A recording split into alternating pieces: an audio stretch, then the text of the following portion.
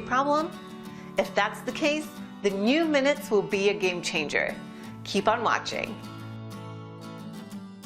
Hey, how's it going, everyone? My name is Miyaki, and I just wanted to say thanks for having me as a guest here on the Paleo FX blog. I'm stoked to be here.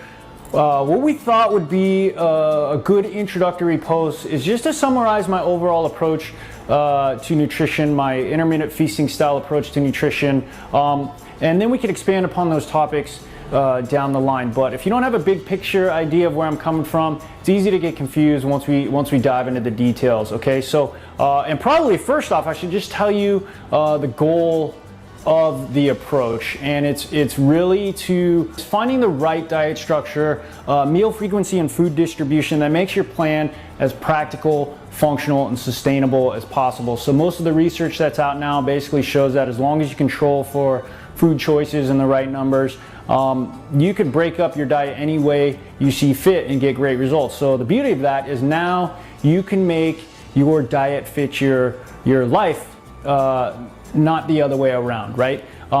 What I found that has really helped in my practice as a core of my nutrition approach is taking the paleo theory one step further, saying, hey, we used to eat certain foods, but we also used to eat a certain way. We were hunter-gatherers, right? Eating lighter or fasting during the day while we're hunting and gathering, and then coming home and having that big feast on whatever we could catch that day. So that's the way I set up my diet structure, is the intermittent fasting, and actually what I think is more important, the feasting approach. So what you do during the day is flexible. If you feel better grazing, that's fine. Most of my plans are based on 2 to 3 meals a day, eating lighter, and then eating the biggest meal with the majority of calories and carbohydrates at night. It's the intermittent feast. And it works on a variety of levels, and honestly, in my practice that I've had for 15 years, it's the hook that has gotten people results. Basically, people who struggle and could never stick to a plan in the past, they're like, man, this is the easiest, most natural way to eat. And I believe it works on a variety of levels. One is just natural instinct, right? When do most of us cheat or want to eat on our diets? It's at night. Most of us can make good food choices during the day as long as we know we get to end the day, satiated and satisfied. It works on a social level, right? When do we go out and do most of our socializing, want to have big dinners? When do we do business dinners? It's at night, right? It works physiologically.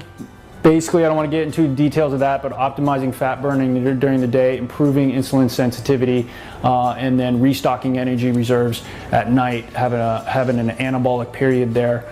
And then finally, and most importantly, I think it's psychology-wise, most people can sacrifice and eat lighter during the day as long as they know they get that reward of a complete meal at the end of the day. The reverse is not true, which is what most people try to do, is to try to is to eat all of their food earlier in the day and then try to starve themselves at night. Can't do it. Again, that's when most people binge. So but it's not the only way.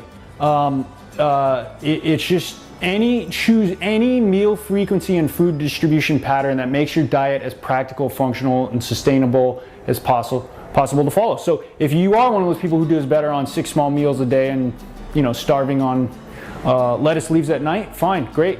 A lot of busy professionals find that 3 meals a day, the traditional 3, works great. It's the crappy food choices why that pattern doesn't work. You make better food choices, it can work great as a fat loss health enhancement plan.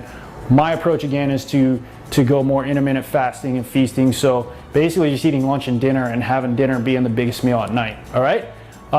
So that's the overall approach. I'm sure we'll dive into a bunch of those topics, but I hope it gives you a good idea of where I'm coming from, and I look forward to spending some more time together.